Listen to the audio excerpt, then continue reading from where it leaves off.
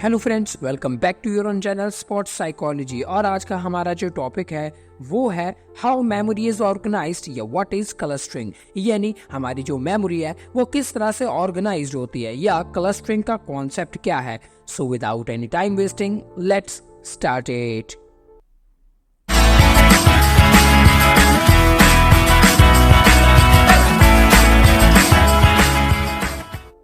दोस्तों, जैसा कि हम इस चीज को जानते हैं कि जब भी हमें किसी इंफॉर्मेशन की जरूरत होती है या हमें किसी चीज को याद करना होता है तो हमारा जो माइंड है वो हमारी लॉन्ग टर्म मेमोरी से उस इंफॉर्मेशन को रिकलेक्ट करके एक्सेस करता है और उस इंफॉर्मेशन को उस टाइम यूज करता है जब हम किसी इंसान से मिलते हैं या किसी चीज के साथ इंटरेक्ट होते हैं या कोई डिसीजन मेकिंग करते हैं या कोई ना कोई प्रॉब्लम सॉल्विंग करते हैं, तो वो उस इंफॉर्मेशन को उस टाइम यूज करता है। लेकिन अभी भी एक क्वेश्चन बना है कि असल में ये मेमोरी किस तरह से ऑर्गेनाइज है, ये अभी भी एक मिस्ट्री बनी हुई है। तो हमें यहाँ पे जानने वाली चीज ये है कि रिसर्चर का मानना ये है कि हमारी जो मेमोरी है वो मेमोरी हमारे माइंड के अंदर कुछ ग्रुप्स में अरेंज्ड होती है जिसे क्लस्टरिंग कहते हैं। अगर आप सिंपल वर्डिंग में इसको जाने तो इसका प्रोसेस ये है कि यानी the process in which memory are arranged in groups that is known as clustering.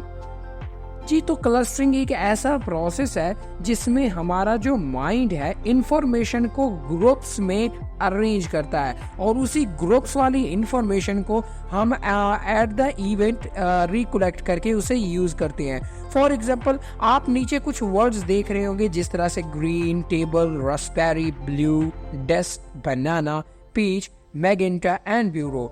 देखिए, ये कुछ ऐसी चीजें हैं जिनमें कोई ना कोई चीज मौजूद है, यानी इनका कोई ना कोई एक मीनिंग होता है। अगर आप इन तमाम वर्ड को एक नजर से देखें और फिर नजर से दोहराने के बाद फिर आपको कहा जाए कि आपने इस इंफॉर्मेशन को राइट डाउन करना है, तो आप इस इंफॉर्मेशन को इस तरह से राइट डाउन करोगे कि आप पहले कुछ कलर के नेम लिखेंगे, कुछ फ्रूट्स के नेम लिखेंगे और बाकी जो आपके पास मतलब आपके माइंड में चीजें स्टोर हुई है उसको लिखेंगे।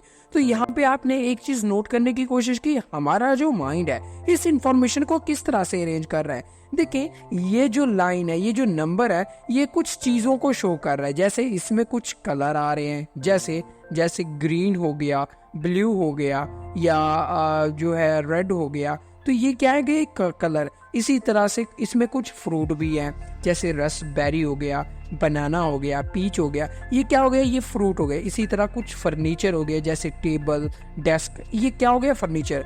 तो आपने गौर किया होगा कि हमारे माइंड ने इन चीजों को देखने के बाद, इस इंफॉर्मेशन को देखने के बाद इसको एज इट इज जो है स्टोर नहीं किया, बल्कि इसको एज अ ग्रुप में डिवाइड करके एज अ इस इंफॉर्मेशन की ग्रुपिंग कर दी। इसी को क्लस्टरिंग का कॉन्सेप्ट कहते हैं। कि हमारी जो मेमोरी है वो बहुत सारे इवेंट से होकर गुजरती है और बहुत सारी इंफॉर्मेशन हमारी मेमोरी में इसी तरह स्टोर होती है, क्योंकि हमारी मेमोरी इन इंफॉर्मेशन को स्टोर करके क्लस्टरिंग करती रहती है, ग्रुप्स करती रहती है, जिसमें हमारी लाइफ के अ लॉट ऑफ जो है एक्सपीरियंसेस जनरेट होते हैं।